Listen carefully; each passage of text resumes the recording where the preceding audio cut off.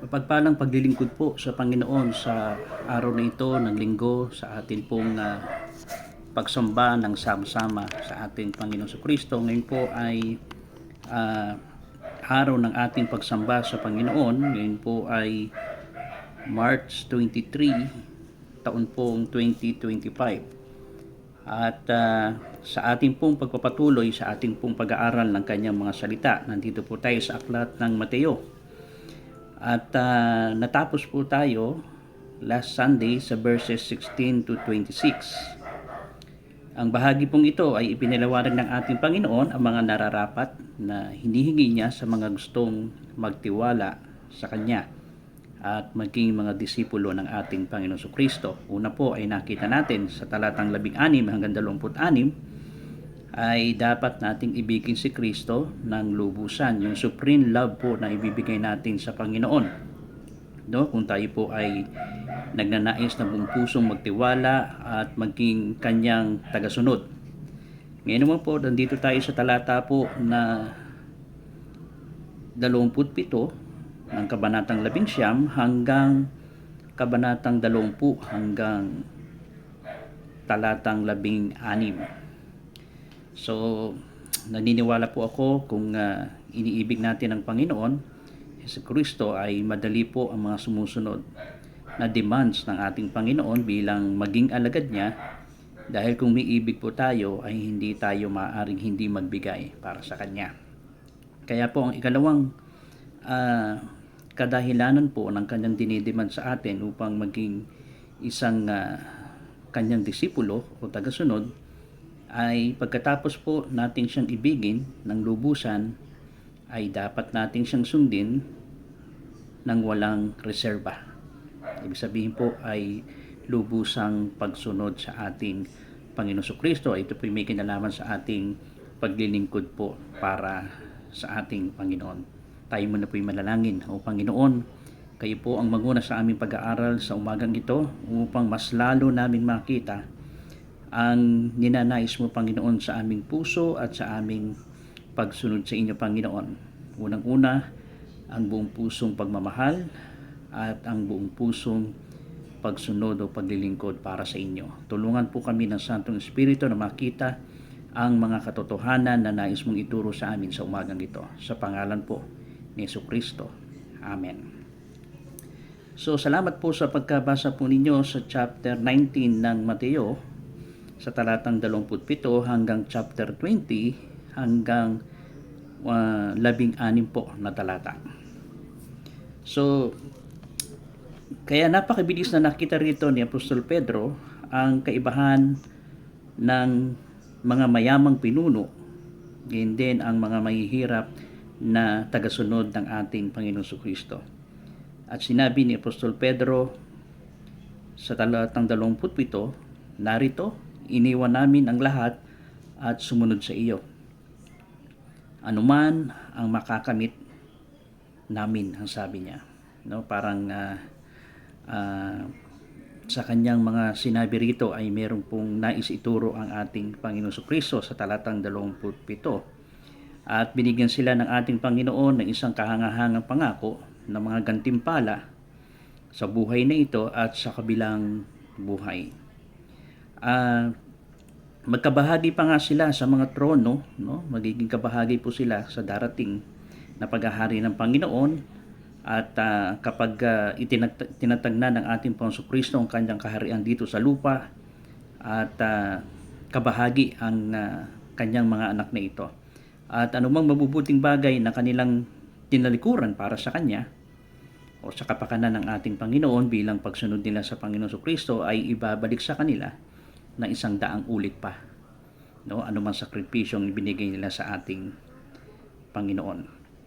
Sa madaling salita, hindi sila nagsasakripisyo o gumagawa sila ng mga masabihin natin ay para silang namumuhunan sa kanilang paglilingkod sa Panginoon. No, hindi lang silang basta naglilingkod sa ating Panginoon at sumusunod sa Kanya, kundi sa kanilang klase ng paglilingkod para silang namumuhunan, no, sa kanilang paglilingkod sa ating Panginoon. Okay? And then makikita natin dito ay Gayunpaman ay nakita ng ating Panginoon Kristo sa tanong ni Pedro ang posibilidad ng isang maling motibo sa paglilingkod nila sa Panginoon. Ang sabi ni Pedro, ano po ba ang makukuha po namin sa paglilingkod namin sa iyo? Bagamat sinabi dito ni Apostol Pedro sa Panginoon, iniwan nila, ibinigay ang lahat sa Panginoon, parang ano po ba ang magiging kapalit nito? Ano pong mapapakinabangan nito para sa amin? Kaya itong dahilan kung bakit idinagdag niya sa panahon ng paghuhukom niya sa verse 30. Sabi niyan, sa maraming mga una na mahuhuli at ang manghuli ay mauuna. No? Sa darating na judgment ng Panginoon, marami nag-expect na number 1 sila at mauuna sila. Pero ang sabi ng Panginoon, marami nag-expect na mauuna sila. Pero itong mga nauuna to, sila ay mahuhuli at ang mga nahuhuli sila ang mauuna. So ang katotohanan ito ay pinalakas sa talinhaga ng manggagawa sa ubasan. Kaya sinabi po niya ang verse 1 to 16 ng chapter 20 upang lubos na maunawaan ng kanyang mga alagad, at gayon din po tayo ng mga tagapanginoon ngayon hinggil sa ating paglilingkod sa Panginoon ay may itinuturo po ang talinghagang ibinigay ng ating Panginoon. Ang talinghagang ito ay walang kinalaman po sa kaligtasan. Tandaan po natin, no? Hindi ang tinutukoy dito ng Panginoon ay kapag ginawa natin ito, ano pa man, ay magbubunga ito ng ating kaligtasan o pagpunta sa langit. Wala pong kinalaman. At ang isang denaryo o sentimo ay ito ay katumbas ng isang araw na sahod sa time po nila, no? Ay hindi ito kumakatawan sa kaligtasan sapagkat walang gumagawa para sa kanyang kaligtasan. Tandaan po natin yan. Wala tayong magagawa sa ating mga sarili upang kamtan natin ang kaligtasan natin, kapatawaran ng kasalanan o anumang sakripisyong magagawa natin. Wala po silbi ang mga bagay na ito upang kapalit ng ating kaligtasan para sa ating Panginoong Hesukristo. Hindi rin ang talinghaga ay nagsasabi tungkol sa mga gantimpala. Okay? Dahil hindi lahat tayo ay tatanggap ng parehong gantimpala. Ang sabi nga ng unang Korinto 3:8, at ang bawat tao ay tatanggap ng kanyang sariling gantimpala ayon sa kanilang sariling pagpapagal. No? May iba-iba tayong gantimpala, may iba-iba tayong bibigyan ng Panginoon ng karapatang bagay hinggil sa ating paglilingkod sa Panginoon. And then, ang sabi ng verse 1 sa chapter 20, sapagkat ang kaharian ng langit ay tulad ng isang tao na pinuno sa sambahayan na maagang lumabas sa umaga upang umupa ng mga manggagawa para sa kanyang ubasan. So, sinimulan na ng ating Panginoon Kristo ang tungkol sa talinghagang ito, no? Isang puno ng kanyang sambahayan, lumabas siya ng maaga and then naghanap ng mga maaring maglingkod para sa kanya. Kaya po ang paglilingkod ay para kang naglilingkod sa kaharian ng langit. No? Kaya po ito isang pribilehiyo ang paglilingkuran natin ng ating Panginoon Kristo. No? Isang pribilehiyo na makapaglingkod po tayo sa ating Panginoon. Siyempre, ang pinakapuno na sambahayan walang iba kundi ang ating Panginoon Kristo. Kaya po mahalaga, ang pag-ibig natin kay Kristo ay talagang supremely love na ibibigay natin sa Kanya, dahil imposible sa isang nagmamahal ang hindi siya magbibigay, no, ng taus-puso niyang paglilingkod para sa ating Panginoon. Yes, maaaring maglingkod ka na walang pag-ibig, pero sa isang umiibig, tiyak magbibigay ka ng tunay na paglilingkod para sa Panginoon. Kaya ito rin pong madalas sa mga problema sa mga naglilingkod na walang pag-ibig, no? Kaya pagdating po ng pagsusulit o paghuhukom ng Panginoon sa atin, anong nangyayari? Pumapalya po tayo. So, naghahanap ang Panginoon ng mga maglilingkod sa Kanya. No? Kahit ngayon, ang ating Panginoon ay patuloy pa rin naghahanap ng mga maglilingkod sa ating Panginoon. At dito makikita natin, may dalawang uri ng mga manggagawang tinanggap nung araw na yon ang ating Panginoon. Dalawang uri po. Makikita natin sa verse 2. Ito yung manggagawang gustong magkaroon ng kontrata. So, nag-usap sila, nagkaroon silang kasunduan na ang kanilang pagtatrabaho sa isang araw ay katumbas ng isang denaryo sa bawat araw. So, meron silang kontrata, no, na pinag-usapan at pinagkasunduan. Ikalawa na manggagawa, sa verse 3 hanggang 7, kung mapapansin po ninyo, ito yung manggagawa na walang kontrata. No? Pagkatapos ng 3 araw nung ma-hire yung mayroong kontrata, nakita niya na meron pa rin tambay doon sa palengke, and then nag-usap sila, sumang-ayon lang sila kung ano ang iniisip ng may-ari na tama na maaaring ibigay na sahod para sa kanila. So ikalawang grupo na yon, and then after 3 hours meron na naman, and then after 3 hours meron na namang ika-4 na grupo sa verse 5. Okay, and then after 3 hours may panibago na namang nakita siya na nakatambay, walang trabaho, at inalok niya ng trabaho at sila ay para maglingkod para sa kanya sa verse 6 to 7. Kaya 5 set ng trabahador yung hinire niya. Okay, yung una na set ay may kontrata na binigyan niya ng 1 denaryo bawat araw na pagtatrabaho nila. And then nakita natin yung ikalawa, ikatlo, ika-4, ika-5 na set ay sa bawat 3 oras na pagitan ay meron siyang mga hinire na bago na wala namang kontrata, at tiwala sila na ibibigay ang karampatang sahod nila sa kanilang paglilingkod para sa employer nila. Okay? And then ang lahat ng ito ay parehas na araw na yon, no? Yung 5 set na naglilingkod sa kanyang ubusan. So 5 set po ito every 3 hours. Okay, at nang matatapos na ang maghapon, tinawag niya ang kanyang katiwala, no? At sinabi niya, okay, tawagin mo na ang mga manggagawa at pasahurin mo na sila, no? Mula sa huli hanggang sa nauna sa verse 8. So yun ang sinabi ng employee. So binayaran niya ang nasa huli muna, no? At ang bayad niya sa unang tinawag niya na manggagawa, na nasa huli na tinawag niya, ay nakita nila na binigyan sila ng bayad ng 1 denaryo.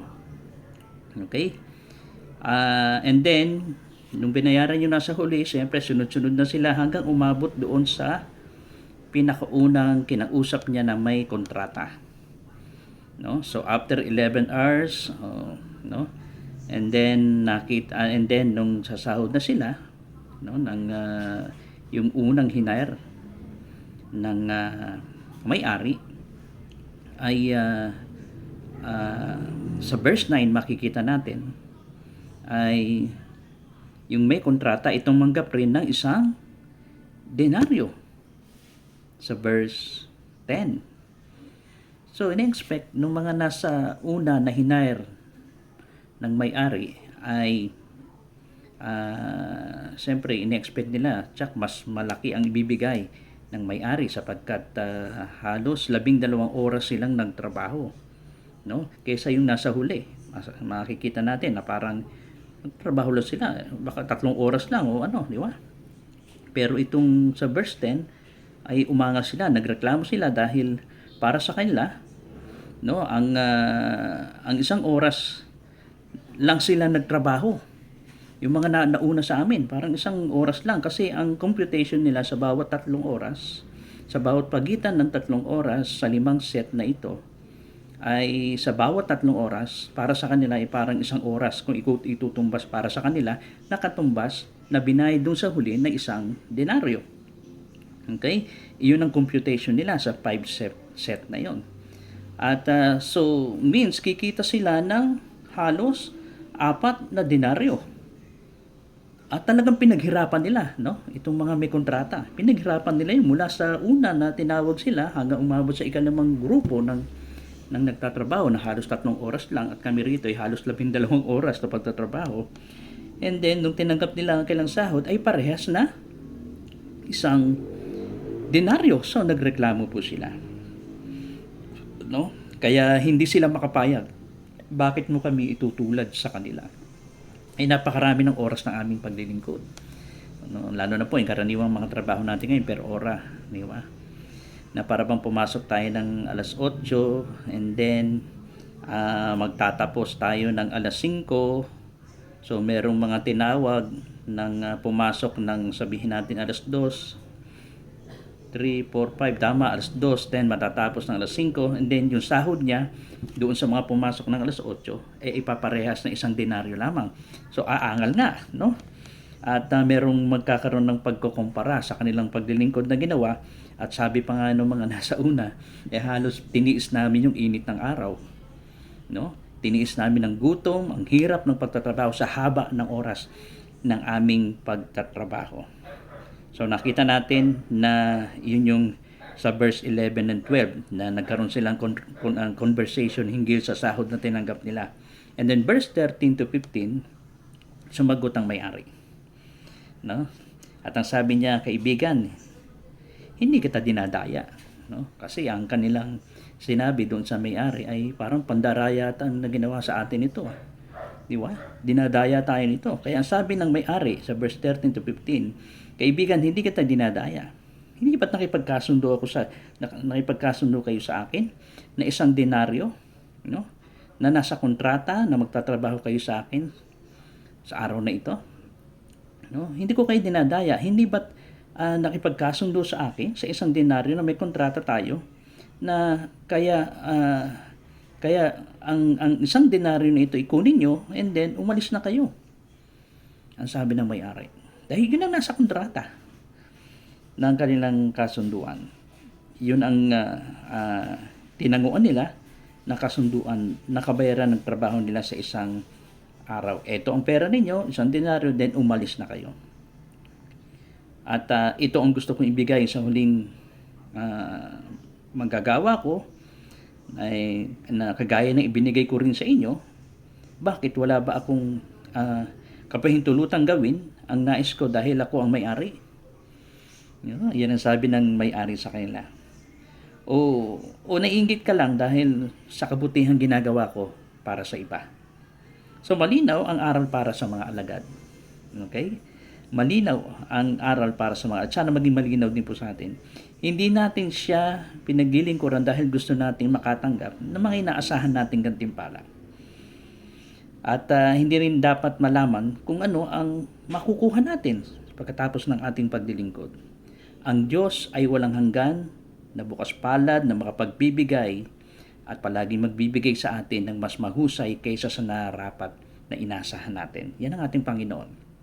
Ngayon, ay maunawaan natin na ang mga panganib na nakatago sa tanong ni Pedro sa verse 27. No, iniwan namin lahat para maglingkod sa iyo. Ano po bang mapapala namin? Sa verse 27. So sa isang banda, hindi natin dapat ipagpalagay na mas marami tayong makukuha kung talagang hindi naman tayo deserve. Minsan ganyan, ano?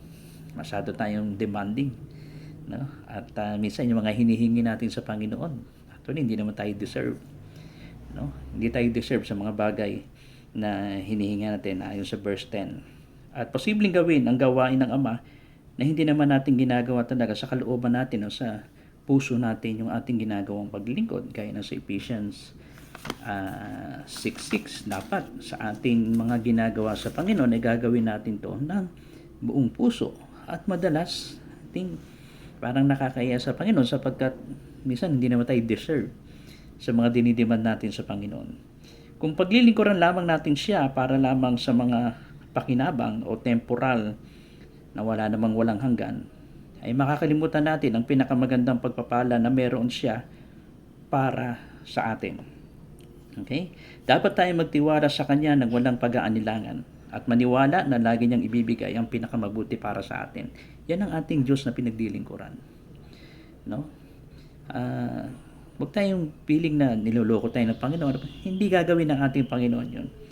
And kung susuriin nga natin ang mga klase ng paglilingkod o sakripisyong ginagawa natin sa Panginoon, actually hindi naman tayo deserve para humingi ng mga kapalit na ito. Okay, dahil napakadakila ng ginawa ng ating Panginoon para sa atin. At ito ay hindi magandang bagay na maging damdamin natin. At kung paglilingkuran lamang natin siya, no, na iniisip natin may mga bagay na mapapakinabangan tayo, lalo tikit ang iniisip lamang natin mga temporal, mga hindi mamamalaging mga gantimpala sa atin, hindi na natin namamalayan kung ano man yung mas magagandang ibibigay ng Panginoon para sa atin sa ikabubuti natin ang mga bagay na ito. Kaya marahil po ay makikita din natin dito na mayroong panganib na pagmamayabang, yung pride, no? Na sinabi ni Pedro, ano po ba makukuha ko no? Parang ang dating ay isang pagmamalaki para sa ating Panginoon. Ang tanong ni Pedro ay binabalaan siya ng talinghagang ito. Paano mo nalalaman na magkakaroon ka ng anuman sa ginagawa natin? Kaya mag-ingat sa labis na pagtitiwala pagdating sa mga gantimpalang ibinibigay ng Diyos. Dahil ang mga una sa kanilang sariling mga mata ay maaaring mauwi sa huli. No? Kaya dito merong medyo may bahaging parang pride o pagmamayabang ang tanong ni Pedro dito para sa Panginoon. No? At minsan nag-expect tayo ng napakataas, napakalaki o mauuna tayo, pero pagdating ng paghatol ng Panginoon, tayo pala ay mahuhuli. So marahil ito'y nakakatakot, lalo na kung magkakaroon tayo ng isang pagmamalaki sa Panginoon. Gayon din, huwag panghinaan ng loob para sa mga taong itinuturing na kanilang sarili, no? Na hindi kapakpakinabang na mga lingkod. Yun ay paalala rin sa atin na maaaring mauna. Minsan iniisip natin yung iba na hindi naman karapat-dapat, no? Tayo ang dapat mauna, pero someday hindi natin alam. Itong pinag-iisipan natin na mga hindi karapat-dapat, sila palang mauuna kaysa sa atin, no? Kaya ito ay isang malaking hindi magandang kaisipan. Kaya mag-ingat sa mga panganib ng pagmamasid sa ibang mga manggagawa, no?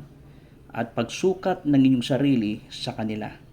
Huwag kayong humatol, no, ng anuman nang wala sa panahon. No? Sana po sa paglilingkod natin sa Panginoon, huwag tayong maghanapan, magbilangan. Napakahirap din po noon, no? At minsan hinahatulan na natin ng iba sa klase ng paglilingkod nila sa katulad ng klase ng paglilingkod meron tayo. Tandaan po natin, hindi tayo ang hukom. Darating ang panahon, nahatulan tayo ng Panginoon sa lahat ng paglilingkod na ginagawa natin. Siya ang magiging hukom natin. 1 Corinthians 4:5. At nakikita natin na ang manggagawa at gawain, ngunit nakikita ng Diyos ang puso natin. Yes, nakikita natin anumang klaseng gawain. Nakikita natin ang mga gumagawa at naglilingkod sa Panginoon. Pero tandaan po natin, ang Panginoon ay tumitingin sa ating mga puso. Okay? Kaya ito po yung lagi nating ingatan, bisitahin sa ating mga paglilingkod na ginagawa sa Panginoon, yung puso natin. No, huwag tayo masyado pumokus sa gawain, huwag tayo pumokus sa mga gumagawa. Pumokus tayo at lagi nating bantayan yung puso natin. No, bakit ba tayo naglilingkod? Ano yung nasa puso natin? Dapat, unang-una, lubos na pagmamahal sa Diyos. Ikalawa ay ang paglilingkod ng tapat mula sa puso natin. Okay? Kaya huwag tayong masyadong maging abala sa mga klase ng gawain at mga gumagawa sa paglilingkod sa Panginoon. Kaya ito po ay isang malaking babala sa atin. Sa wakas, dapat tayong mag-ingat na i-criticize natin ang Diyos at pakiramdam na tayo iniwan niya. Kung ang mga manggagawa sa umaga ay nagtiwala sa may-ari, no? At hindi imingi ng kasunduan, ang may-ari ay magbibigay sa kanila ng higit pa. Naniniwala ako, no? Kayang alam ng Panginoon, no? Kung siguro yung mga nauna na ito, ipapakita ng Panginoon kung gaano siya mapagbiyaya, no? Kung paano siya nagiging mahabagin. Tandaan natin, hindi tayo gugulangan ng Diyos. No? Kaya huwag natin bilangan ng Diyos, huwag natin hanapan ng Diyos sapagkat kailanman ang perfectong Diyos, kailanman hindi siya nagkukulang. Okay? Kaya minsan kinikriticize natin ang ating Panginoon. At kaya dito, yung mga nauna, no, ay nakakalungkot ang kanilang sinapit. Siya'y bukas palad, ngunit hindi sila nagtitiwala sa Kanya. Hindi sila naggalak na ang iba ay tumatanggap ng higit pa. No? Nakatingin sila. At habang tumitingin sila, habang ibinibigay yung sahod ng bawat na mga nauna sa kanila, ay anong iniisip nila ang kanilang mga sarili?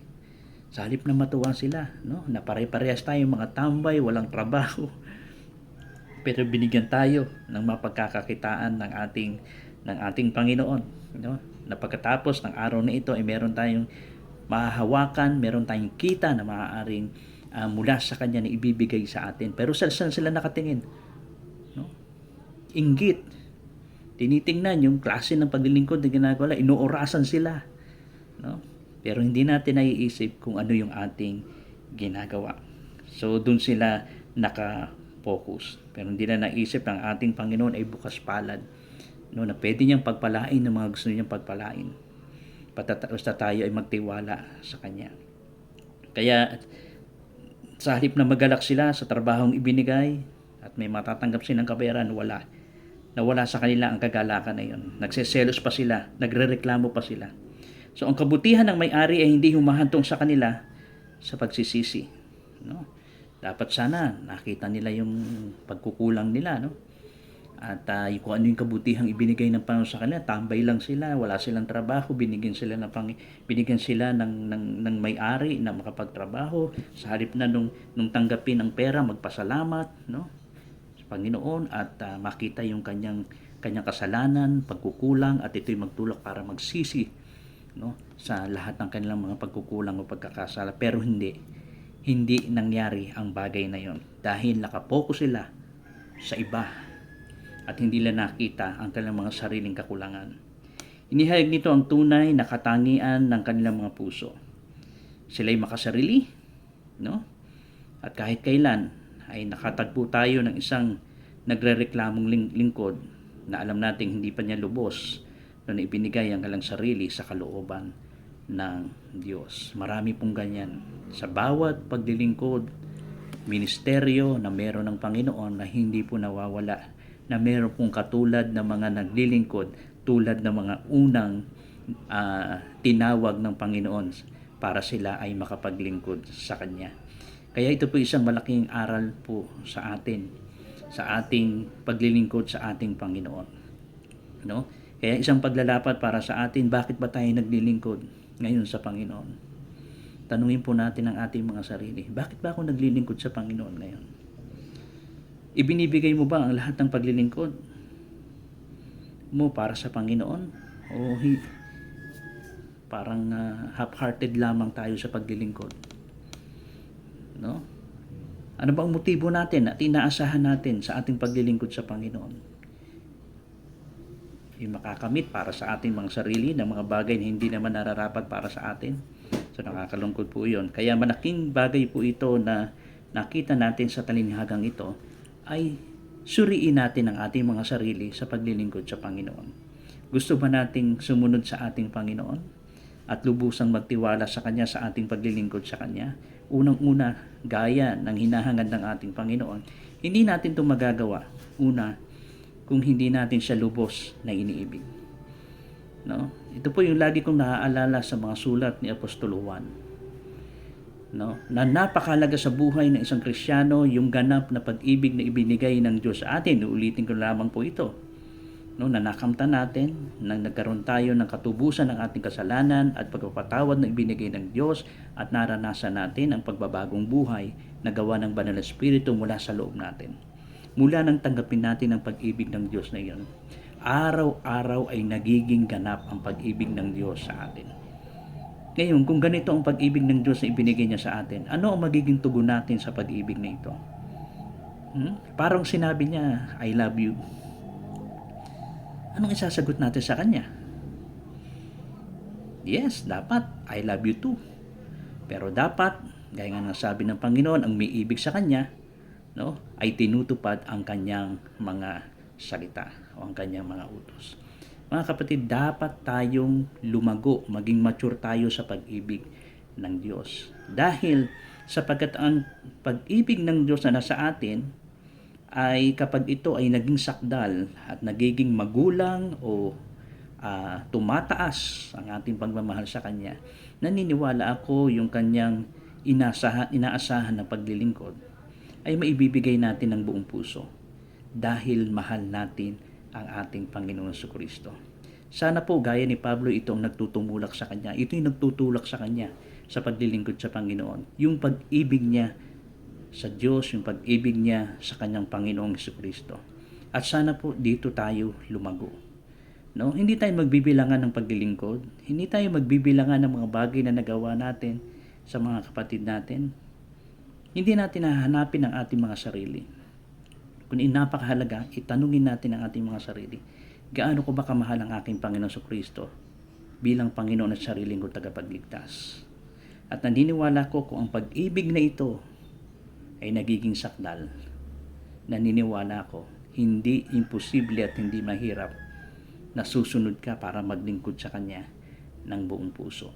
Kaya sana po ang talinghagang ito at ang tanong ni Simon Pedro sa ating Panginoon, no, na medyo may dating na pagmamalaki, na pagkatapos na ibigay nila ang kanilang mga bagay, na lahat ng mga bagay para sa kanila, iniwan nila para sa Panginoon at sila naglingkod at sumunod sa Panginoon, ano nga ba ang mapapakinabangan natin? Sana po ay hindi ito ang maging puso ng ating paglilingkod sa Panginoon, kundi ang maging puso na sa ating paglilingkod unang-una ay ang pagmamahal sa Kanya, no? At naniniwala naman ako na ang ating Panginoon mapagbiyaya at mahabagin sa bagay na habang ibinibigay natin ang lahat para sa Panginoon, hindi siya nagkukulang, no? Na ibibigay niya ang nararapat para sa atin sa ating paglilingkod, na merong pagmamahal at merong pagmamalasakit para sa Kanyang mga lingkod. Kailanman hindi niya tayo iiwan, at kailanman hindi siya magkukulang para sa ating paglilingkod para sa Kanya. Kaya sana po, kung talagang nagnanais ka na sumunod sa Panginoon bilang maging alagad niya, una ay mahalin mo siya ng buong puso. At ikalawa, paglingkuran mo siya, no, ng buong puso na paglilingkod na hinihingi niya para sa atin. Sana po ay pagpalain tayo ng Panginoon sa Kanyang mga salita sa ating pinag-aralan sa umagang ito, at patuloy po na sambahin natin siya, purihin, paglingkuran, at ipagpasalamat din po natin yung bagong lugar na niloob ng Panginoon, no, diyan po sa USP, na marahil po ito ang kalooban ng Panginoon upang maipagpatuloy ang ating sama-samang pagsamba sa Kanya, mapaglingkuran natin siya, maawitan natin siya ng pagpupuri, pagsamba, at dito tayo magkaroon ng fellowship. Salamat po sa mga ginamit ng Panginoon upang ang lugar na ito, no, ang conference room ng USP ay ipagamit para sa atin. At naniniwala po ako sa ating Panginoon na siya ang patuloy na mag-iingat sa atin, at anumang mga pangailangan natin patuloy siyang maglalaan. Kaya sana po ang dalangin ko, magpatuloy tayo sa Panginoon, patuloy natin siyang ibigin, mahalin, paglingkuran ng ating buong puso. At siya po ang bahalang na mag-iingat at patuloy na mabigyan siya ng kaluwalhatian po sa ating pagsasama-sama ng Magduro Christian Church. Tayo po ay malalangit, magpasalamat. Panginoon, salamat po sa bahagi ng aming pinag-aralan. At nawa po, Panginoon, ikaw ang mabigyan po namin ng kaluwalhatian, ng tunay na pagmamahal, ng tunay na paglilingkod, ng buong pusong magagawa po namin. Ingatan po ninyong mga kapatid.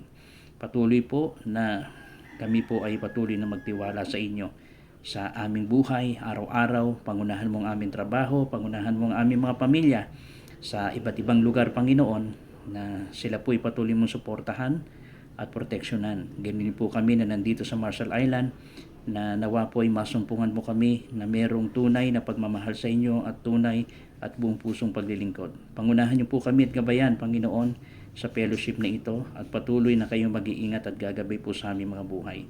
Salamat po sa pagpapala mo, salamat sa patuloy na ginagamit mo upang maging posible ang pagdaraos po, Panginoon, ng pagsamba ng Magduro Christian Church. Ingatan po ninyo ang bawat isa, at ibinabalik namin ang papuri at pasasalamat ay tanging sa inyo lamang sa pangalan ni Jesus. Amen. Maraming salamat po, mga kapatid, at patuloy po na pagpalain tayo ng Panginoon sa araw na ito. At muli po sa ating pagkikita-kita sa pagpapatuloy po ng ating pag-aaral mula po sa aklat ng Ebanghelyo po ni San Mateo. Maraming salamat po. Patuloy po tayong magdalanginan at patuloy tayong makapaglingkod sa ating Panginoon ng buong puso. Salamat po sa inyong mga kapatid.